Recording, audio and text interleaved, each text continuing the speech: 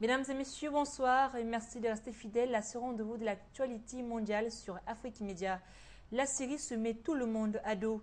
La communauté internationale s'inquiète de l'éventuelle utilisation d'armes chimiques par Damas. Le régime de Bachar al-Assad est en train d'assembler des précurseurs chimiques nécessaires à la militarisation. La Maison-Blanche, la secrétaire d'État Hillary Clinton et l'ONU ont chacun à leur tour menacé le régime de Damas. Message de Washington à Bachar al-Assad, soupçonné de vouloir fabriquer gaz sarin militaire.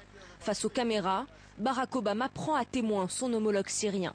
L'utilisation d'armes chimiques serait totalement inacceptable. Et si vous faites l'erreur tragique de l'utilisation de ces armes, il y aura des conséquences et vous serez tenu pour responsable. Le gaz sarin, un puissant neurotoxique incolore quasi inodore, il provoque une paralysie complète puis la mort. En 1995, il avait été utilisé dans le métro de Tokyo par la secte Aum Vérité Suprême. 13 personnes étaient mortes, 6000 voyageurs avaient été intoxiqués. La Colombie doit absolument entamer une phase pacifique. Le pays met la pression sur la guérilla des FARC avant la reprise des négociations de paix. Le président Juan Manuel Santos lui a donné un an pour conclure un accord, alors qu'un bombardement de l'armée a coûté la vie à une vingtaine de ses combattants. Samedi, les forces armées colombiennes ont mené la plus importante opération militaire contre l'organisation révolutionnaire des FARC depuis le début des pourparlers de paix en octobre. Au moins 20 rebelles ont été tués après le bombardement de leur camp près de la frontière avec l'Équateur. Non seulement le dirigeant de plus haut rang a été éliminé, mais également le numéro 3 ainsi que d'autres membres. L'opération est toujours en cours. On estime qu'un grand nombre de membres de cette organisation ont été tués. Les FARC ont promis un cessez-le-feu unilatéral qui durera jusqu'au 20 janvier. Mais le gouvernement a déclaré qu'il ne cesserait pas les combats jusqu'à ce qu'un accord de paix soit conclu. Dimanche, le président colombien a exhorté les FARC à déposer les armes et rejoindre le processus politique. Le président Juan Manuel Santos a également promis qu'ils seront considérés comme terroristes jusqu'à ce qu'une paix soit trouvée grâce aux pourparlers. C'est un processus qui doit se compter en mois et pas en années. En d'autres termes, le processus ne doit pas dépasser le mois de novembre de l'année prochaine ou plus tard. Je dirais que le plus tôt sera le mieux. De la culture revalorisée par François Hollande, le président français a officiellement inauguré ce matin le musée de Louvre à Lens, l'agglomération la plus pauvre de France. Il a visité la galerie du temps, puis prononcé un discours.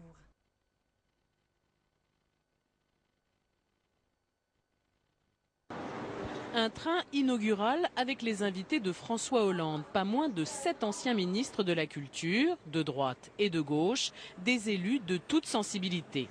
Le chef de l'État a souhaité placer l'ouverture du Louvre-Lens sous le signe d'une volonté partagée par tous. Le projet avait été initié par Jacques Chirac, un de ses ministres se souvient. On a tous considéré que c'était le plus beau des symboles, c'est-à-dire la culture qui tend la main au développement économique. Tout à fait. Au pied des terrils, des œuvres d'art, les classes d'enfants sont déjà attentives. Classe de CM2. CM2, vous connaissez toutes les œuvres? L'ouverture du musée est une promesse pour les habitants de la région. Le Nord-Pas-de-Calais ne sort pas tellement, les gens ne sortent plus, ils nous ont plus grand-chose. Maintenant, nous allons avoir un musée superbe, nous allons avoir du monde partout. Les gens vont se rencontrer. Dans la galerie des temps où sont exposées chronologiquement les œuvres, le président s'arrête devant le célèbre tableau de Delacroix. C'est le mouvement populaire, ouvrier, qui se libère, et la liberté qui le guide. Donc ici, forcément, il est à sa place. Exactement. C'est vrai qu'on voit bien. Le Louvre, construit sur la fosse 9 de la mine, un symbole pour la France et la région. Entre Louvre et puis région la plus éprouvée par la crise et qui s'offre aujourd'hui le Louvre. Rien que cela. Un signe de la volonté humaine qui rend parfois le souhaitable possible. Pas moins de 700 000 visiteurs sont attendus l'an prochain dans ce nouveau musée français. La protestation a été mise après la prestation du serment de Redouane Arrouch, conseiller communal élu pour la liste islam à Anderlecht. Il n'y a cependant pas eu de perturbation à Molenbeek pour Lucine Gédic, second élu pour la liste islam à Bruxelles. Il l'avait annoncé pour sa prestation de serment comme conseiller communal. Redouane Arrouch se présenterait sans son Coran. Le Coran, j'ai dans le cœur. Je n'ai pas besoin de venir avec un livre comme un chrétien, là, ça se Bible dans le cœur. Et moi, je suis musulman, donc le Coran, je le lis quotidiennement. Donc moi, je suis un Coran vivant, tout simplement. Redouane Arrouch est l'un des 2 élus du parti islam. Son arrivée sur des bancs communaux est une première en Belgique. Et pour sa prestation, certains sont venus pour dénoncer l'avènement d'un parti qui prône la charia. Je jure fidélité au roi, obéissance à la Constitution et aux lois du peuple belge. Ce monsieur est illégal, il a déclaré publiquement. Vous sortez. On doit installer la charia. Vous sortez. La Belgique deviendra pays islamique. Vous sortez. C'est illégal, c'est scandaleux. Les protestataires sont priés fermement d'évacuer la salle, histoire de poursuivre l'installation du nouveau conseil. Et les conseillers communaux, eux, restent de marbre. C'est un parti extrémiste et donc maintenant il va falloir voir comment il va se positionner sur les dossiers communaux. Et donc je trouve qu'on lui donne beaucoup trop d'importance et il faudrait peut-être éviter d'en parler. C'est comme l'extrême droite, c'est un peu la même chose. Et précisément, le nouveau conseiller communal a quelques priorités pour la législature à venir. Bien sûr, la cantine et l'introduction des repas halal, par exemple, à la demande. Et aussi le port de signes religieux, nous voudrions bien qu'il soit toléré. À noter qu'à Molenbeek, la prestation de l'autre islam, elle, s'est déroulée dans le calme. Dans le cadre des négociations bipartisanes sur la situation financière qui s'intensifie aux États-Unis, républicains et démocrates sont en désaccord. Si aucun accord n'est trouvé d'ici le 31 décembre, des mesures automatiques interviendront début 2013 pour contrer cette falaise fiscale que cherchent à éviter les élus américains. Alors qu'il reste moins d'un mois pour décrocher un accord ou pour aller au-delà de la falaise fiscale, le secrétaire au Trésor Timothy Geithner estime que la décision appartient aux républicains du Capitole. Le seul obstacle qui peut se dresser sur notre chemin serait que les républicains refusent l'augmentation du taux d'imposition pour les Américains les plus aisés. Et je ne les imagine pas prendre cette décision. Le projet d'Obama visant à tailler dans les déficits prévoit une augmentation des impôts d'un montant de 1,6 milliard de dollars. Une partie correspondrait au non-renouvellement des réductions de taxes accordées à l'époque Bush aux contribuables ayant un revenu annuel supérieur à 250 000 $.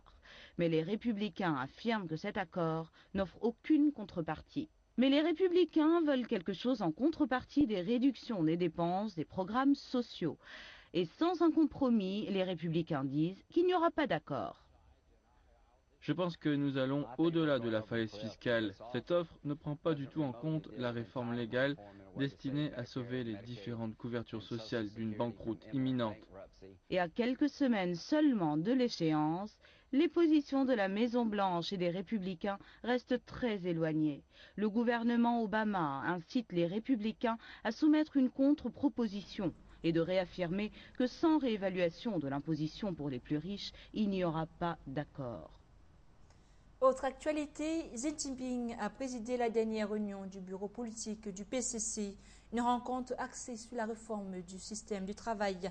En rappel, le bureau politique du comité central du Parti communiste chinois est un groupe de 19 à 25 personnes élues par le comité central du PCC pour diriger le Parti communiste chinois. Retour sur la quintessence de cette réunion. La réunion a requis des responsables gouvernementaux des efforts plus importants destinés à améliorer le style de travail et à résoudre efficacement les préoccupations majeures de la population. Selon les normes, le bureau politique du comité central du PCC doit avoir une compréhension exacte de la véritable situation, récapituler des expériences, rechercher et résoudre les problèmes. La réunion a en outre souligné que le principe directeur de ces normes est que les ordres devaient être étroitement suivis. De même, la direction du parti se doit de respecter des critères stricts. La réunion a également précisé que les régions de toute la nation ainsi que les départements gouvernementaux à tous les niveaux devaient s'en tenir à la perspective scientifique du développement et accélérer le rythme de la transformation du modèle de développement économique. Les politiques de macro-contrôle pour l'économie devraient être renforcées et améliorées. La session s'est conclue en indiquant qu'en adhérant à ces principes, l'objectif de développement économique et social sera atteint avec succès. Alors qu'un froid glacial s'abat sur la France, ces derniers jours, le Médecins sans frontières a poursuivi ses maraudes auprès des sans-abri. L'ONG s'inquiète de la crise de l'hébergement d'urgence avec un dispositif d'hébergement saturé, remise à la rue des personnes sans solution alternative. Et sur le terrain, les équipes constatent l'absence des solutions à des situations d'extrême urgence sanitaire. Dormir? Voulez-vous aller dormir? Cette question, Graziella Robert la pose à chacune de ses patrouilles pour Médecins du Monde. Certains sans-abri ne veulent pas, d'autres ne peuvent pas, comme Iliane, 50 ans, d'origine bulgare. Il ne parle pas français. Cette personne, elle veut aller dormir en quelque part, mais si elle ne sait pas comment faire.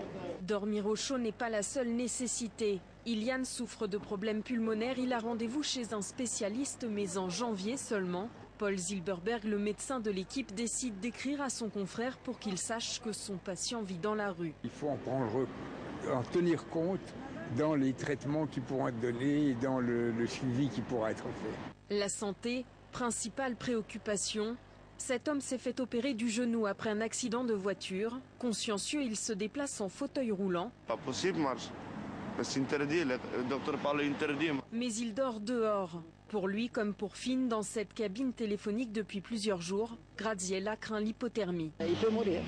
Un risque qui ne guette pas qu'en hiver, de 20h30 à 1h du matin, 4 jours par semaine, Médecins du Monde fait le même constat, le même vœu, que les centres d'hébergement soient ouverts toute l'année.